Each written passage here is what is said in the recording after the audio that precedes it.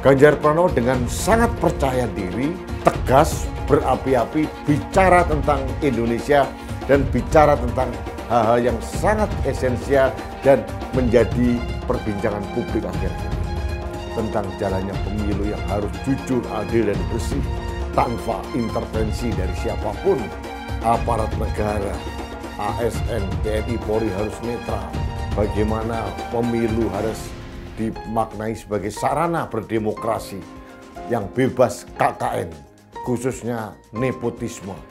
Ini seolah-olah menohok keras orang-orang yang selama ini bermain nepotisme, kolusi untuk menggolkan pasangannya, mengacak-ngacak aturan hukum hanya sekedar meloloskan sang anak yang bernama Gibran Rakabuming Raka.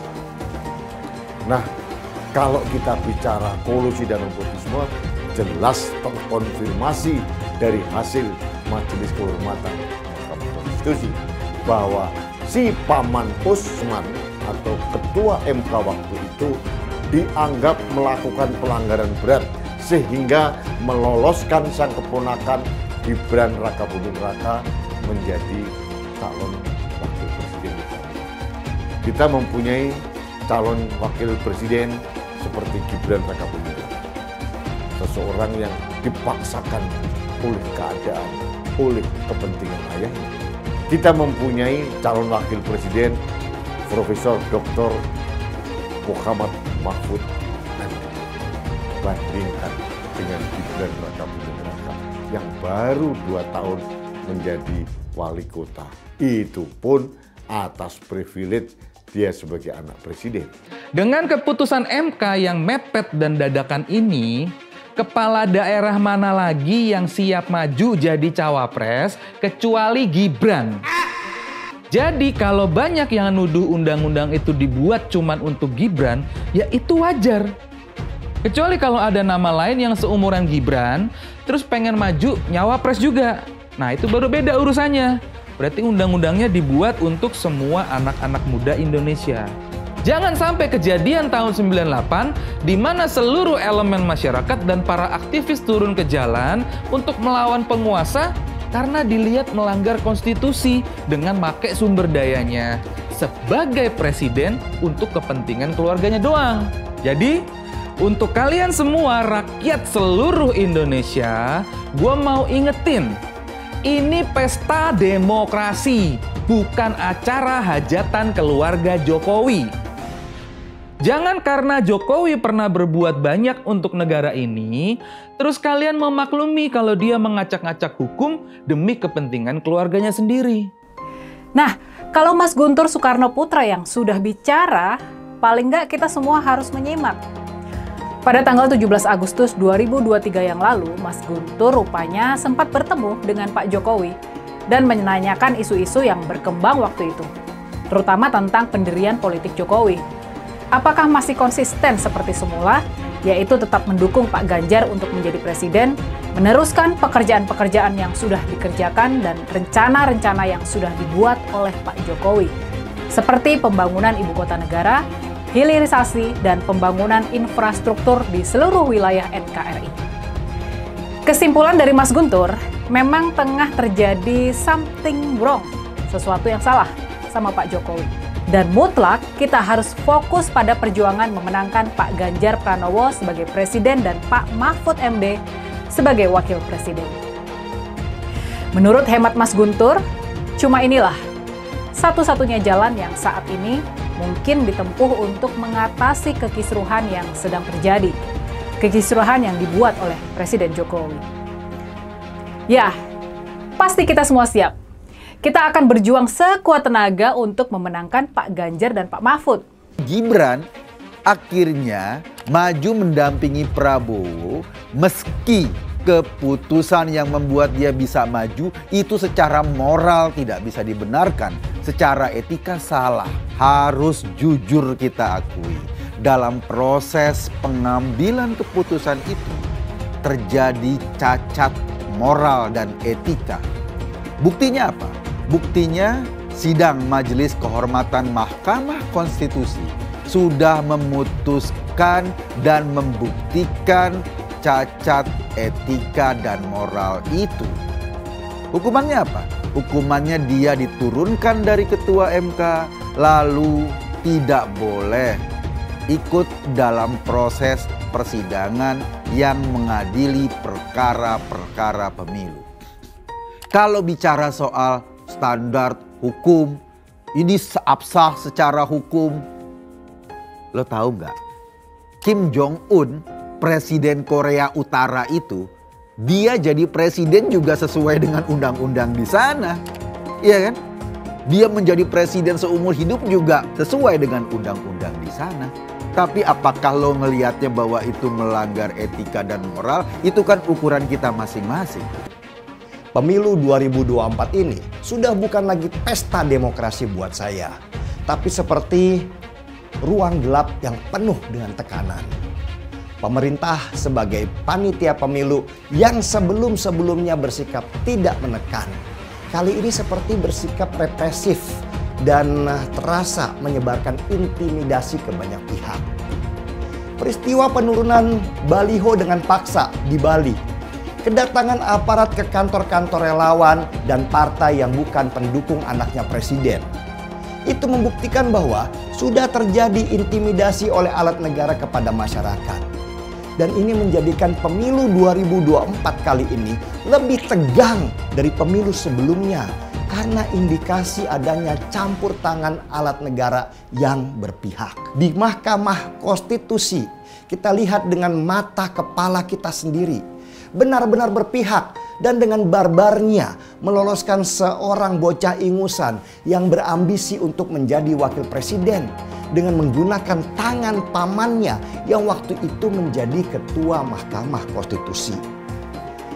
Jorok sekali permainannya dan membuat jijik banyak orang ketika dengan entengnya mereka mengubah undang-undang batas usia minimal dengan tujuan meloloskan seorang anak kecil yang menjadi keponakannya dan yang kebetulan bapaknya adalah seorang presiden.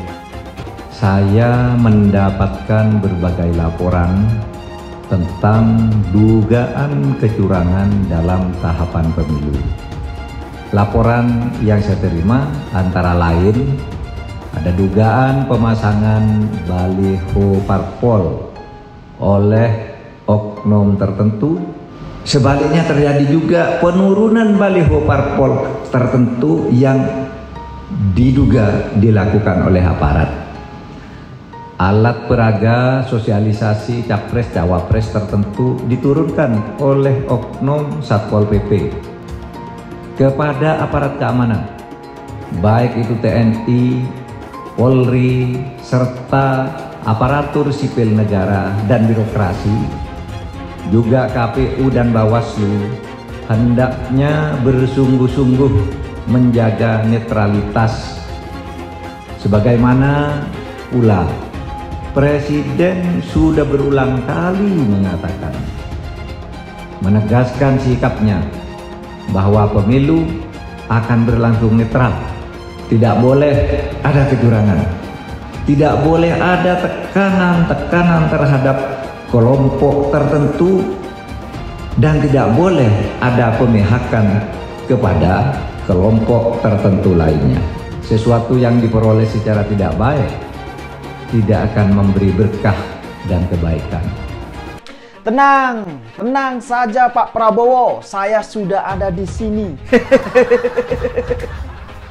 Ya, itulah pernyataan yang pernah disampaikan oleh Gibran Rakabuming Raka ketika di hadapan Prabowo dan semua ketua umum Partai Koalisi Indonesia Maju. Nah, statement Gibran itu pun kemudian mendapatkan banyak sekali tanggapan dari masyarakat. Banyak yang menilai ya bahwa pernyataan yang disampaikan oleh Gibran itu seakan-akan mengandung makna kesombongan dan keangkuhan. Nah, dari semua anomali dan ketidakwajaran ini, maka kemudian muncullah kecurigaan. Jangan-jangan memang ada tangan-tangan penguasa di balik semua ini. Dan jawabannya itu adalah karena yang menjadi presiden saat ini itu adalah bapaknya. Nah, selain itu, Gibran bisa sangat percaya diri dikarenakan apa? Karena dia itu juga punya paman yang masih aktif di Mahkamah Konstitusi atau MK. Nah, itulah jawaban mengapa Gibran sangat percaya diri dan berani. Dan saya yakin kok, andaikan Gibran tidak memiliki paman di MK dan bapaknya sebagai presiden, pasti dia itu tidak akan berani dan sepede ini. Jadi ya, kalau ada yang mengklaim bahwa Gibran itu adalah representasi bagi anak muda yang ingin menjadi pemimpin, maka saya ingin bertanya, apakah anak-anak muda Indonesia lainnya memiliki bapak seorang presiden? Jujur ya, kalau menurut saya pribadi, justru Gibran dan Kaisang itu adalah contoh buruk bagi generasi anak-anak muda saat ini. Ya, saya akan jauh lebih respek dan hormat apabila Gibran dan Kaisang mau berjuang seperti bapaknya dulu, di mana saat itu tidak ada campur tangan atau cawe-cawe dari bapaknya yang masih berkuasa. Tapi sayang, Gibran dan Kaisang memilih jalan yang diduga berbau kolusi dan nepotisme. Ya, tapi apapun itu, saat ini hampir dipastikan Gibran akan menjadi calon wakil presiden mendampingi Prabowo Subianto. Hasil putusan Mahkamah Kehormatan MK juga tidak bisa mengubah aturan soal keputusan MK sebelumnya. Meskipun loh ya, paman Gibran itu telah dinyatakan melakukan pelanggaran etik berat dan dipecat sebagai Ketua Mahkamah Konstitusi. Nah, yang pasti kalau buat saya, dibandingkan misalnya Pak Gibran jadi maju, gitu Mas Gibran gitu ya. Ya saya pilih Ganjar sama Mahfud lah, karena lebih teruji kan. Anda jadi wali kota baru 2 tahun 3 tahun kan belum teruji juga. Ini urus negara loh, mau jadi presiden loh. Kalau Anda belum lengkap, belum pernah di legislatif, belum nasional ya maksudnya DPR. Kan DPR kan boleh ngerti nih pemerintahan seperti apa. Anda belum pernah di eksekutif yang tingkat provinsi, Anda nggak ngerti jadi presiden nanti. Ini bukan soal belajar-belajar coba-coba loh. Ini negara dipertaruhkan untuk 2045. Kita kan mau mencapai 100 tahun ini mau jadi apa? Kalau coba-coba, ini negara sebentar lagi 300 juta penduduk kita. Mana boleh kita kasih orang coba-coba. Saya tidak meremehkan anak muda ya. Anak muda bisa lebih kreatif gitu ya. Tapi bicara tata negara, harus mengerti konstitusi. Anda bukan hanya untuk berani untuk maju. Kalau cuma berani maju, banyak bisa kita pilih orang berani maju. Tapi yang lengkap dengan track record ini kan butuh waktu pembuktian. Saya pasti pilih Pak Ganjar, Pak Mahfud yang lebih pengalaman. Saya tidak mau anak cucu saya harus nunggu sekian tahun lagi. Pengalaman Jakarta gitu kan, nunggu lagi mundur. Males sudah. Jadi kita nggak usah coba-coba deh. Udah jangan dengerin janji-janji manis orang. Buktikan aja selama ini bagaimana. Anies Baswedan adalah yang terbaik dan paling baik-baik sebagai calon pemimpin di negeri ini. Alam semesta memberikan dukungannya kepada kita. Hingga betapa besarnya dan betapa beratnya rintangan itu, insya Allah kita akan mampu melewati itu, saudara semuanya. Kita akan mampu melewati itu, dan insya Allah kita akan membawa kemenangan kepada pasangan kita ini. Pasangan kita, amin. Pasangan kita, amin. Insya Allah. Harus dicek betul, pernah nggak calon pemimpin kita, calon presiden kita ini memecah belah umat. Kalau punya jejak pernah memecah belah umat, jangan dipilih. Kita lihat apakah pemimpin kita, calon pemimpin kita ini ya pernah menggunakan agama sebagai alat untuk memenangkan kepentingannya atau tidak. Kalau agama diperalat untuk merebut kekuasaan, jangan dipilih. Sekali lagi, kalau ada calon pemimpin yang punya rekam jejak memperalat agama untuk kepentingan politiknya, jangan dipilih. Maka kalau kalian pendukung saya, haram hukum yang membawa isu sara. Haram hukum.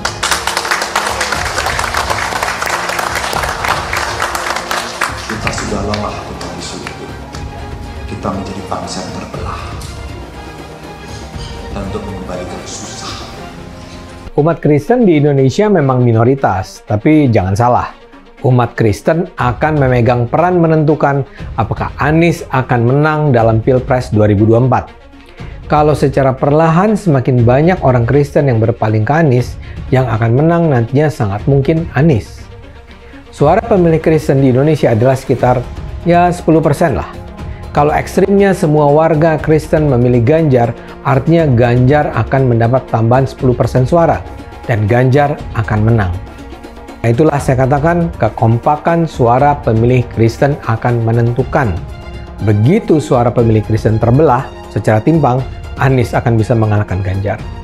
Anies tahu jagoannya itu hanya akan menang kalau bisa memecah suara pemilih Kristen. Sekarang semua bergantung pada umat Kristen. Kekompakan pemilih Kristen akan menentukan apakah pada akhirnya Indonesia akan dipimpin Anies atau Ganjar. Elektabilitasnya Anies merosot ya seiring mulai terkuaknya kontroversi dari kepemimpinan Anies di Jakarta. Gen Z juga tahu kalau Anies adalah sosok yang didukung kelompok intoleran yang membuat Pilgub DKI 2017 menjadi sangat kotor.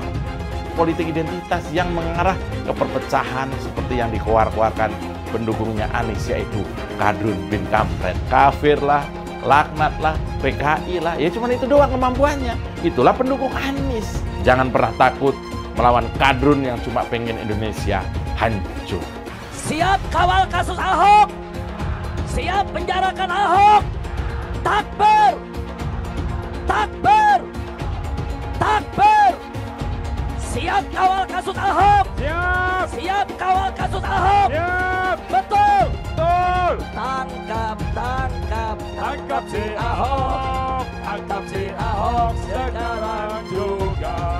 Tangkap, tangkap, tangkap si Ahok. Tangkap si Ahok sekarang juga. Takbir. Allahu Akbar. Takbir. Allahu Akbar. Tangkap, tangkap, tangkap si Ahok. Tangkap si Ahok sekarang juga. Tangkap, tangkap.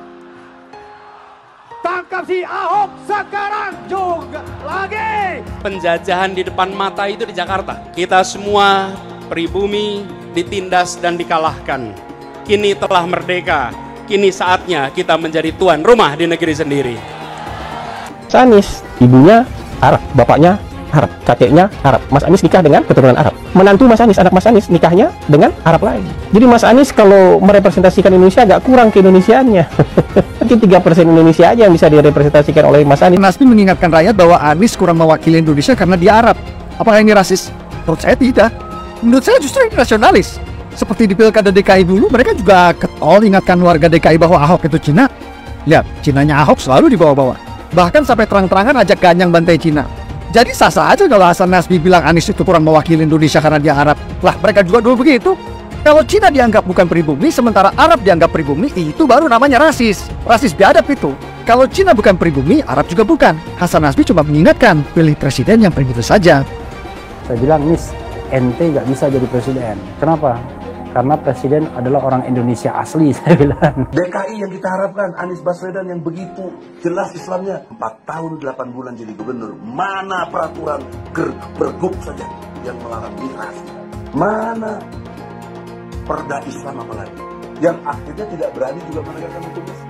Banjir tetap banjir, macet tetap macet. Kriminalitas Jakarta, Anda tahu 2 menit sekali terjadi pencurian. Sekarang orang sedang euforia, dia mau dicapreskan.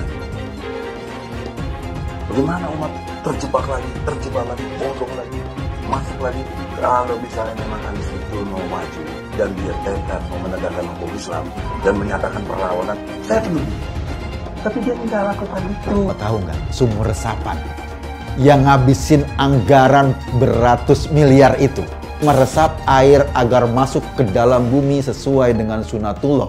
Tetapi ternyata sumur ini tidak meresap air, malah airnya itu menggenang di sumur-sumur itu. Sumur resapan itu sekarang harus disiapin pompa untuk menguras air di sumur resapan. Kalaupun dia harus makan babi sepanjang jadi presiden, mungkin akan dilakukan. Jangan sampai Indonesia jatuh ke tangan pembohong. Jangan sampai Indonesia jatuh ke tangan Anies Baswedan. Jangan hanya konsentrasi pada pembangunan benda-benda mati yang indah difoto dan bisa ditunjukkan dalam 5 tahun hasilnya. Kalau kita mau menilai sebuah janji, maka lihat janjinya atau lihat kenyataannya. Dulu janjinya apa ya? Dan ini aneh. betul-betul aneh. Ini bukan kampanye, tapi saya sampaikan sini. Di satu sisi menyiapkan jalur-jalur air untuk dikirim ke laut, di sisi lain di lautnya dipasang dengan pulau reklamasi, tinggal tunggu waktu jadi rob, air balik. Dan ini melawan sunatullah. Kenapa? Air itu turun dari langit ke bumi, bukan ke laut. Harusnya dimasukkan ke dalam bumi, masukkan tanah. Di seluruh dunia air jatuh itu dimasukkan ke tanah,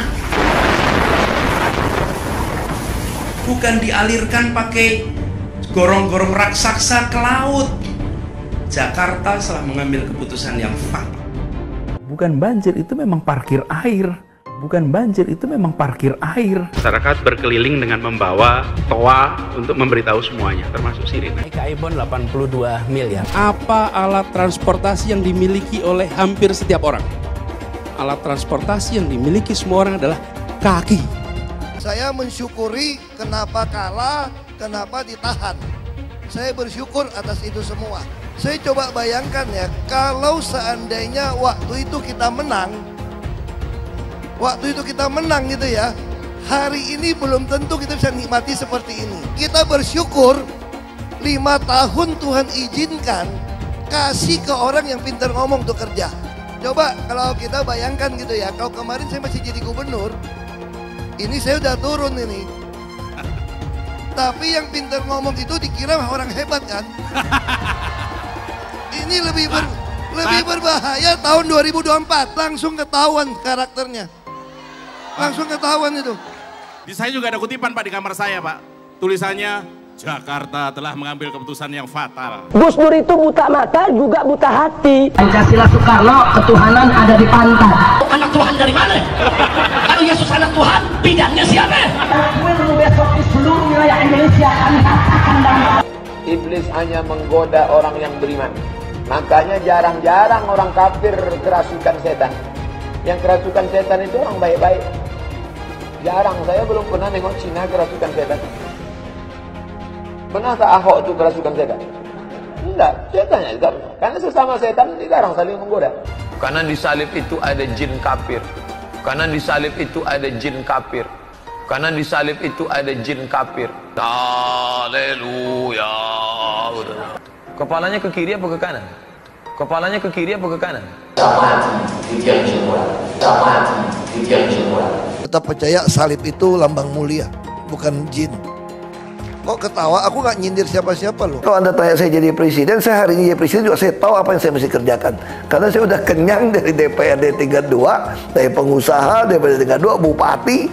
Bupati itu paling kerja benar, paling ngerti tuh soal daerah seperti apa. Sampai hari ini portofolio saya lengkap sampai ke BUMN. Saya pernah legislatif, pernah eksekutif, tapi nggak usah andai-andai gitu kan. Tapi kalau saya hari ini jadi saya tahu apa yang saya mesti kerjakan. Ya Anda nggak usah khawatir. Kita nggak bisa hindari ada orang memanfaatkan soal SARA untuk kampanye, apalagi untuk menjatuhkan kita yang dikategorikan sebagai minoritas. Tapi bagi saya, ketika kita ada turun ke masyarakat, masyarakat juga bisa membaca, bisa merasakan mana yang tulus, mana yang tidak. Jadi ada guyonan gini dari teman-teman saya, bahwa saya itu bukan cuma double minoritas, tapi triple. Artinya apa?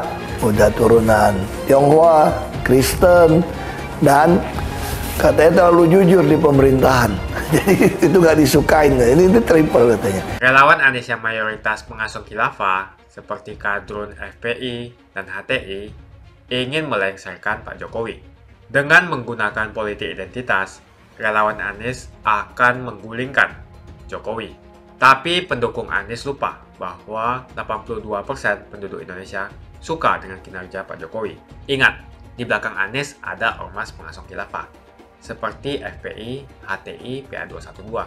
Saya yakin sebentar lagi karma Ahok akan mengejar Anies Baswedan. Nah, usai pengundian di depan para hadirin dan media serta para pendukungnya ada pidato. Pidato capres, pidato cawapres, masing-masing paslon. Pasangan Anies Baswedan dan Muhaimin Iskandar nomor urut 1, pasangan Prabowo Gibran nomor urut 2, dan pasangan Ganjar Pranowo dan Mahfud MD nomor urut 3. Yang menarik adalah pidato dari paslon nomor 3, Ganjar Pranowo. Ganjar Pranowo, saya agak surprise gitu tentang jalannya pemilu yang harus jujur, adil, dan bersih tanpa intervensi dari siapapun. Aparat negara, ASN, TNI, Polri harus netral. Bagaimana pemilu harus dimaknai sebagai sarana berdemokrasi yang bebas KKN, khususnya nepotisme, oligarki, mengacak-ngacak aturan hukum hanya sekedar meloloskan sang anak yang bernama Gibran Rakabuming Raka. Nah, ini sudah menjadi perbincangan publik. Ini seolah-olah menohok keras orang-orang yang selama ini bermain nepotisme, kolusi untuk menggolkan pasangannya. Nah, kalau kita bicara kolusi dan nepotisme, jelas terkonfirmasi dari hasil Majelis Kehormatan Mahkamah Konstitusi bahwa si Paman Usman atau Ketua MK waktu itu dianggap melakukan pelanggaran berat sehingga meloloskan sang keponakan Gibran Rakabuming Raka menjadi calon wakil presidennya Prabowo. Pertarungan Pilpres tahun 2024 akan terus berlangsung. Sebentar lagi masa kampanye. Masa yang sangat singkat dibandingkan Pilpres tahun 2029. Sudah terbentuk pasangan nomor 1, 2, dan 3. Ini sudah tidak bisa lagi kita debatkan. Inilah keputusan KPU. Meskipun kita tahu lolosnya Gibran Rakabuming Raka menjadi calon wakil presiden, ini masih menjadi tanda tanya dan gerundelan rakyat Indonesia karena melalui proses yang sangat tidak wajar, proses yang menabrak etika dan moral, apalagi dilakukan oleh Ketua Mahkamah Konstitusi. Dan ini secara tidak langsung disindir oleh Ganjar Pranowo. Ganjar Pranowo firm, tegas, keras, dan penuh dengan kejujuran, kepercayaan diri mengupayakan hal-hal yang menjadi arah dari perjuangan Ganjar dan Mahfud MD. Sekarang MK sedang dirundung kabut gelap karena diacak-acak oleh kepentingan yang tidak malu-malu dilakukan secara terbuka. Entah karena merasa berkuasa, menguasai semua aspek kehidupan, aspek kekuasaan di negeri ini, atau memang ketidakmampuan dalam mengatur strategi yang cantik, dan inilah yang terjadi. Secara tidak langsung ini disampaikan oleh Ganjar Pranowo dengan bahasa yang elegan, bahasa yang sangat tegas, keras, dan jujur, dan itu membuat Gibran seperti ayam sayur. Sekali lagi saya katakan, apakah ya mungkin kalau Gibran Rakabuming itu bukan anak seorang Presiden Jokowi bisa menjadi wali kota? Prosesnya sangat instan, dipaksakan, dimintakan oleh ayahnya kepada Ibu Mega, dan penggalangan nama untuk calon wali kota waktu itu yang sudah mengkerucut Ahmad Purnomo dan Teguh Prakoso akhirnya dibatalkan begitu saja demi anak seorang presiden yang baru sekian bulan masuk menjadi kader PDI Perjuangan. Ini kenyataan. Kita mempunyai calon wakil presiden seperti Gibran Rakabuming Raka. Seseorang yang dipaksakan oleh keadaan, oleh kepentingan ayahnya. Kita mempunyai calon wakil presiden Profesor Dr. Muhammad Mahfud MD. Sosok yang mempunyai rekam jejak panjang dalam perjalanan kebangsaan kita, khususnya di era reformasi. 3 pilar kekuasaan pernah dicoba dengan sukses oleh Mahfud MD. Bandingkan dengan Gibran Rakabuming Raka yang baru 2 tahun menjadi wali kota. Itu pun atas privilege dia sebagai anak presiden. Mudah-mudahan rakyat Indonesia bisa jernih memilih siapa pemimpin yang terbaik. Memilih pemimpin yang lahir dari bawah dan penuh dengan perjuangan, penuh dengan rekam jejak yang sangat indah, sukses di segala lini jabatan yang diembannya, atau memilih orang yang dikarbit, dipaksakan, dipasangkan karena kepentingan ayahnya. Ini rakyat yang memilih. Ganjar mengingatkan kita semua agar melakukan demokrasi di pemilu tahun 2024 ini dengan sukacita, tanpa tekanan, tanpa KKN, dan tanpa manuver-manuver yang menguntungkan salah satu paslon. Penggunaan kekuatan oleh kekuasaan jangan sampai terjadi. Ini himbauan atau ketegasan seorang Ganjar yang tidak akan mungkin dimiliki oleh seorang Prabowo atau Gibran. Tapi entah kenapa saya mempunyai keyakinan kuat. Rakyat Indonesia ini cerdas. Tidak bisa dibodohi lagi. Tidak bisa dibohongi lagi. Mereka, kita termasuk saya, cerdas memotret peristiwa. Mana yang emas, mana yang loyang, mana yang pantas, mana yang tidak. Ini merupakan modal utama untuk kita berselancar menghadapi Pilpres tahun 2024. Dengan optimis kemenangan kelompok nasionalis yang lahir dari rakyat untuk menyejahterakan rakyat. Semakin dekat Pilpres, relawan Anies semakin beringas dan Anies semakin galau. Dengan menggunakan politik identitas, relawan Anies akan menggulingkan Jokowi. Relawan Anies yang mayoritas pengasuh khilafah seperti kadrun FPI dan HTI ingin melengsarkan Pak Jokowi. Tapi pendukung Anies lupa bahwa 82% penduduk Indonesia suka dengan kinerja Pak Jokowi. Saya pikir kalau terjadi baku hantam, maka ada 82% yang akan menghajar kadrun pengasuh khilafah itu. Kalau melihat perkembangan koalisi politik yang paling agresif memperluas basis kerjasama yang sudah konkret adalah koalisi Ganjar. Sejak Ganjar diumumkan oleh PDIP, sudah resmi koalisi Ganjar ini didukung oleh 3 partai, yaitu P3, Hanura, dan juga Perindo. Nasdem pun semakin pusing melihat Anies, karena elektabilitas Anies semakin jatuh, dan banyak kader-kader Nasdem terjerat kasus korupsi, seperti belakangan kasus korupsi BTS. Kasus korupsi 8 triliun yang dilakukan oleh kader terbaik Nasdem yaitu Johnny G. Plate, ini sangat menghantam Partai Nasdem, Menteri dari Kementerian Pertanian, di mana ini juga adalah dari Partai Nasdem. Apalagi belakangan ada 120.000 kader dari Partai Nasdem pindah ke Partai Perindo. Semenjak Nasdem mengusung Anies, banyak sekali petaka yang diterima oleh Nasdem. Apakah ini merupakan karma dari Ahok? Silahkan komentar di kolom komentar. Yang jelas saya tidak akan memilih Anies, karena Anies bukan pribumi yang jelas. Dan Anies juga merupakan antitesis daripada Jokowi.